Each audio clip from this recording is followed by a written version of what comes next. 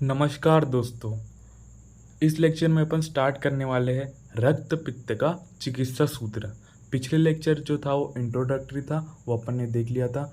अगर ना देखा हो तो प्लेलिस्ट में जाकर देख लीजिए। तो इस लेक्चर में अपन देखने वाले हैं रक्त पित्त का चिकित्सा सूत्र। वो क्या है? तो सबसे पहले इसमें जो बताया है वो है प्रतिमार्ग हरणम चिकित्सा। प्रतिमार्गम च हरणम रक्तपित्त विधीयते। मतलब कि रक्तपित्त में अपन को प्रतिमार्ग हरणम चिकित्सा करनी है। प्रतिमार्ग हरणम क्या होता है? जैसे कि प्रतिमार्ग मतलब अपोजिट मार्ग से, मतलब कि अपोजिट मार्ग से। जैसे कि मान लो वमन हो रहा है, मतलब कि ऊपर से रक्त आ रहा है, मतलब कि अपर ट्रैक से रक्त आ रहा है। अपन ने पढ़ा था ऊपर से रक्त कहाँ कहाँ से आ सकता है? नोज से, माउथ से, ईयर से या फिर नेत्र से। तो कहाँ कहाँ से आ सकता है? 7 द्वार पढ़े थे अपन ने उसके, 2 नेजल ओपनिंग, 2 ईयर ओपनिंग, 2 आई की ओपनिंग और 1 माउथ। ठीक है। तो अगर वहाँ से रक्त आ रहा है तो अपन को विरेचन करवाना है। अगर ऊपर से रक्त आ रहा है तो अपन को विरेचन करवाना है। और अगर अधोगत रक्त आ रहा है, मतलब नीचे से रक्त आ रहा है, अधो रक्त पित्त है, तो अधोगत रक्त पित्त में आपको वमन करवाना है। तो वेगों के मतलब कि प्रतिमार्ग हरणम अपन को चिकित्सा करनी है। देखो ऊर्ध्वगत रक्त पित्त में क्या लिखा है? विरेचनम तु पित्तस्य जयार्थे परम औषधनम। तो ऊर्ध्वगत रक्तपित्त में अपन को विरेचन कराना है, ऊर्ध्वगत रक्तपित्त में आपको विरेचन कराना है। और अधोगत रक्तपित्त में वमनम ही न पित्तस्य हरणेम श्रेष्ठम उच्यते। अधोगत रक्तपित्त में आपको वमन कराना है। ठीक है दोस्तों, अधोगत रक्तपित्त में वमन कराना है। अपन ने पिछले लेक्चर में ये भी पढ़ा था, जो ऊर्ध्वगत रक्तपित्त होता है वो साध्य होता है, क्योंकि जो है कफ और पित्त के कारण होता है। वो कफ और पित्त के कारण होता है, और पित्त की श्रेष्ठ चिकित्सा क्या है? विरेचन। तो अपन उसमें वो जो रोग होता है वो साध्य होता है। इसके बाद चलते हैं आगे।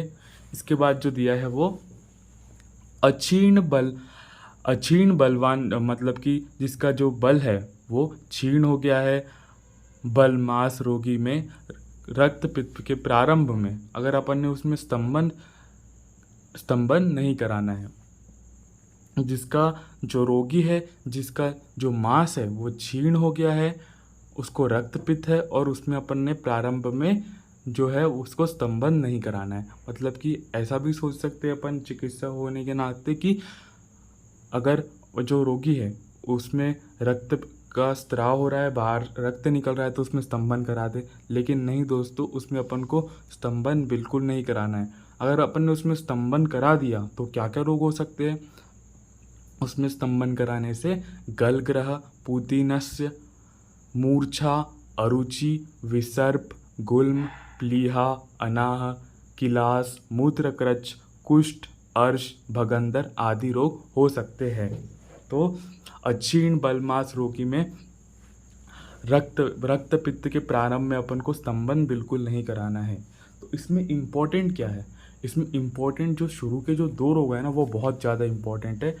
जैसे कि जो गलग्रह और पूतिनस्य, अगर आपने अक्षीण बलमास रोगी में बलमास रोगी के रक्त पित्त में अगर आपने स्तंभन करा दिया तो उसको गलग्रह और पूतिनस्य हो सकते हैं। लेकिन जो आप अतिसार पढ़ेंगे, अगर आपने अतिसार में अगर स्तंभन करा दिया तो उसको दंड अल्सर और अधमान हो सकता है। दंड अल्सर और अधमान हो सकता है अतिसार के रोगी में आपने अगर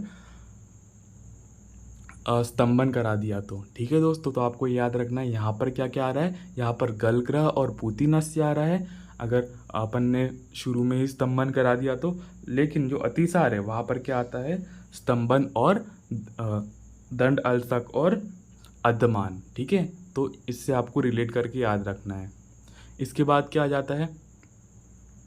रक्तपित्त में रक्तस्राव के मार्ग एवं दोष अनुबंध पर विचार कर लंघन और तर्पण को आवश्यकता अनुसार प्रयोग करना चाहिए। तो जैसे कि अपन ने ज्वर में पढ़ा था, ज्वर में अपन ने बस लंघन करवाया था, मतलब कि जब जहाँ पर दोष का अनुबंध वगैरह था और उसके मार्गों में स्रोतस में अवरोध था, वहाँ पर अपन ने बस लंघन कराया था। यहाँ पर दो चीज़ें आ गई है, यहाँ पर दो चीज़ क्या क्या आ गई है, लंघन के साथ साथ अपतर्पण कराना है। मतलब कि रक्त का स्त्राव हो रहा है, रक्त पित्त में रक्त का स्त्राव हो रहा है, रक्त का स्त्राव हो रहा है, इसमें अग्नि भी मान दे, तो सबसे पहले अपन इसमें लंघन कराएंगे, उसके बाद उसको तर्पण देंगे। लंघन के साथ साथ तर्पण। तो देखो जो पिक्चर्स है जो मैंने लगा के रखी है, इसमें सबसे पहले मैं लंघन वाला इससे रिलेट कर सकते, इसके बाद में अपन को तर्पण करना है। ये लाजा सत्तू की है, तो लाजा सत्तू से अपन तर्पण कर सकते हैं। इसके बाद अपन आगे चलते हैं। देखो ये बहुत इंपॉर्टेंट है, अपन ने लंघन तो करा दिया, लेकिन अपन तर्पण कैसे कैसे कराना है, ये बहुत ज़्यादा इंपॉर्टेंट है। इसको बहुत अच्छे से अपन को पढ़ना है। इसमें क्या लिखा है, ऊर्ध्वगत रक्तपित्त में आपको तर्पण कराना है और अधोगत रक्तपित्त में आपको पिया पिलानी है। ऊर्ध्वगत रक्तपित्त है, ऊर्ध्वगत रक्तपित्त है मतलब कफ के कारण ऊर्ध्वगत रक्त है, तो उसमें आपको तर्पण कराना है। और अधोगत रक्तपित्त में आपको पेया पिलानी है। तो काय से ऊर्ध्वगत रक्तपित्त में तर्पण कराना है और पेया कैसे पिलानी है, ये अपन को याद रखना है। खजूर आदि तर्पण, खजूर आदि तर्पण और लाजा तर्पण, ये इससे तर्पण कराना है। और चंदन आदि पेया और किरातिक आदि पेया से आपको पेया पिलानी है। तो इसको कैसे याद रख सकते हैं, खजूर आदि तर्पण को खाला को तर्पण, खाला को तर्पण, खाला जो मुस्लिम्स में जो मासी होती है उनको खाला बोलते हैं, तो खाला को अपन को क्या देना है, तर्पण, खाला को तर्पण। खा से आ जाएगा खजूर आदि और ला से आ जाएगा लाजा। खाला को तर्पण, खजूर आदि और लाजा, खजूर आदि और लाजा, खाला को तर्पण, ऐसा रिपीट करते जाना है तो आपको बहुत जल्दी याद हो जाएगा। खाला को तर्पण, खजूर आदि और लाजा। इसके बाद क्या है, केसी, केसी को पेया, केसी को पेया, केसी को पेया, के से क्या आ जाएगा, किरातिक आदि और सी से आ जाएगा चंदन आदि। केसी को पेया, केसी को पेया, तो किरातिक आदि और चंदन आदि पेया पिलानी, किसमें, अधोगत रक्तपित्त में। तो एक बार और रिपीट कर देता हूँ, ऊर्ध्वगत रक्तपित्त में आपको तर्पण करना है, अधोगत रक्तपित्त में पेया पिलानी है। तर्पण में क्या, खजूर आदि तर्पण और लाजा आदि तर्पण, लाजा तर्पण, ठीक है। और पेया में चंदन आदि पेया और किरातिक आदि पेया। इसकी ट्रिक क्या है, खाला को तर्पण, खाला, खाला काय से आ जाएगा, ख से खजूर आदि और ला से लाजा तर्पण, ठीक है। और केसी से क्या आ जाएगा, किरातिक आदि और सी से चंदन आदि पेया। इसके बाद आगे चलते हैं, रक्तपित्त में आपको क्या पिलाना है। आपने अभी तक के खिला तो दिया, जैसे कि अपन ने ज्वर में भी पढ़ा था, वहाँ पे षडंग पानी पिला रहे थे, लेकिन ये रक्तपित्त में आ गए। यहाँ पर जो पेशेंट है, रोगी है, यहाँ पर उष्णता बहुत ज़्यादा बढ़ गई है, तो अपन उसको षडंग पानी नहीं पिलाएंगे। उसको षडंग पानी के जो द्रव्य है उतने द्रव्य का तो यूज़ नहीं करेंगे, लेकिन उसमें बस एक द्रव्य का यूज़ नहीं करेंगे, उसमें अपन शुंठी का यूज़ नहीं करेंगे। बाकी जो षडंग पानी में जो अपन ने द्रव्य पढ़े थे, सेम उन्हीं द्रव्यों का यूज़ करना है। उसको श्रषित करके देना है। श्रषित मतलब उसको थोड़ा गर्म करना था, मतलब कि पानी में उसको उबाल के गर्म करके फिर ठंडा करना है, ठंडा करके देना है रोगी को। तो उसमें क्या नहीं है, शुंठी नहीं है, शुंठी नहीं है। शुंठी क्योंकि गर्म होती है, वैसे उसको रक्तपित्त है, रक्त में उष्णता की वृद्धि है, द्रवांश की वृद्धि है, तो आपको उसमें शुंठी नहीं मिलानी है। तो उसमें क्या क्या था, पित्त पाकड़ा था, उसका प्यारा एसएमएस से आपको मैंने याद कराया था, उसका प्यारा एसएमएस चाहिए, ठीक है, उसका प्यारा एसएमएस चाहिए, उससे मैंने आपको याद कराया था, वो आपको ट्रिक याद होगी जहाँ तक, ठीक है दोस्तों। इसके बाद क्या है, रक्तपित्त में आहार, आपको इसमें डाइट कैसी सजेस्ट करनी है, शक्तिशाली। तो इसमें जो इम्पोर्टेंट है वो क्या है, शक्तिशाली, शक्तिशाली मतलब कि जो चावल होता है शक्तिशाली, और शाली षष्टिक, शाली षष्टिक, और इसके साथ साथ शामाकस्य प्रियंगुश, शामाकस्य प्रियंगु, शामाकस्य प्रियंगु आपको बहुत अच्छे से याद रखना है। इसमें क्या क्या है, शाली षष्टिक है, शाली षष्टिक चावल है, और इसके साथ साथ शामाकस्य प्रियंगु, शामाकस्य प्रियंगु, ठीक है दोस्तों। तो आपको जो वर्डिंग्स है इसमें ये याद रखनी है बस, शामाकस्य प्रियंगु और शाली षष्टिक, ठीक है दोस्तों। इसके बाद आगे चलते हैं, अगर बहुत ज़्यादा रक्त का स्राव हो रहा है, मतलब जो पेशेंट है वो बहुत ज़्यादा एक्सट्रीम कंडीशन पे चला गया है, तो अपन उसमें क्या देंगे, अत्यधिक रक्तस्राव होने पर बकरे या एड मृग के रक्त में मधु मिलाकर पिलाना चाहिए। ठीक है, मतलब कि जो बकरे का रक्त है या फिर एंड जो हिरन होता है उसका रक्त है, उसको मधु के साथ मिलाकर पिलाना चाहिए। तो देखो मैंने फ़ोटोज़ जो लगा के रखी है, या तो बकरे का रक्त या तो एंड का रक्त मधु में मिला के आपको देना चाहिए अगर बहुत ज़्यादा रक्त का स्राव हो रहा है तो। ठीक है दोस्तों, इसके आगे चलते हैं। अथवा बकरे के ताजे निकाले हुए कच्चे यकृत को पित्त के सहित खिला देना चाहिए। जो सुश्रुत जी क्या बताते हैं इसमें, सुश्रुत जी, ये तो चरक जी का मत था पहला वाला। इसके बाद जो सुश्रुत जी बोलते हैं वो क्या बोलते हैं, वो बोलते हैं कि बकरे के ताजे यकृत को, मतलब यकृत मतलब उसके जो लीवर है, बकरे का ताजा यकृत को पित्त के साथ, उसके अंदर बाइल पिगमेंट प्रेजेंट होगा पहले से, तो पित्त के साथ उसको खिला देना चाहिए। ठीक है, इसके बाद क्या आता है, इसके बाद आता है रक्त पित्त में सूप यूज। तो देखो दोस्तों, मैंने आपको पहले ही बताया था, अगर आपने ज्वर वाला जो लेक्चर नहीं देखा है तो आप फिर से जाके उसको देख लीजिए, वहाँ पर मैंने पहले ही बताया था। यहाँ पर जो है यूश वहाँ के सेम है, बस यहाँ पर एक डिफरेंस है, वहाँ पर कुलथ की दाल थी, यहाँ पर कुलथ की जगह अरहर की दाल आ गई है। कुलथ की जगह अरहर की दाल, अरहर की दाल क्यों आ गई, क्योंकि जो कुलथ जो होता है वो अम्ल पित्त जना नाम होता है, तो यहाँ पर एसिडिटी को और बढ़ा देगा, तो यहाँ पर कुलथ की दाल नहीं है, यहाँ पर अरहर की दाल है। तो मूंग, मसूर, अरहर, चना और मोठ, इनका अपन को सूप यूज बनाकर पेशेंट को पिलाना है। तो क्या क्या दे सकते हैं अपन, मूंग, मसूर, अरहर, चना और मोठ। इसके बाद आ जाते हैं दोषानुसार पथ्य, मतलब कि अगर उसको ऊर्ध्वगत है या फिर अधोगत है तो उसमें अपन को क्या देना चाहिए। तो देखो दोषानुसार पथ्य में क्या दिया है, ऊर्ध्वगत, ऊर्ध्वगत में पित्त और कफ का इन्वॉल्वमेंट है। पित्त का इन्वॉल्वमेंट तो होगा ही, क्योंकि जो मेन दोष है वो पित्त दूषित हुआ है, तो पित्त का इन्वॉल्वमेंट दोनों में है, लेकिन ऊर्ध्वगत जो है वहाँ पर कफ का भी इन्वॉल्वमेंट है। तो इसमें जो पथ्य है वो क्या है, यूष और शाक। पत्ती क्या है उसमें, यूष और शाक। इसको कैसे बोल सकते हैं, जैसे कि जो अपन दाल वगैरह का जो पानी पीते हैं, दाल वगैरह का जो पानी पीते हैं उसमें प्रोटीन का डाइजेशन करना है, मतलब कि प्रोटीन है उसमें, प्रोटीन का डाइजेशन करने के लिए म्यूकस की लेयर बनेगी सबसे पहले, तो म्यूकस को आप कफ से रिलेट कर सकते हो।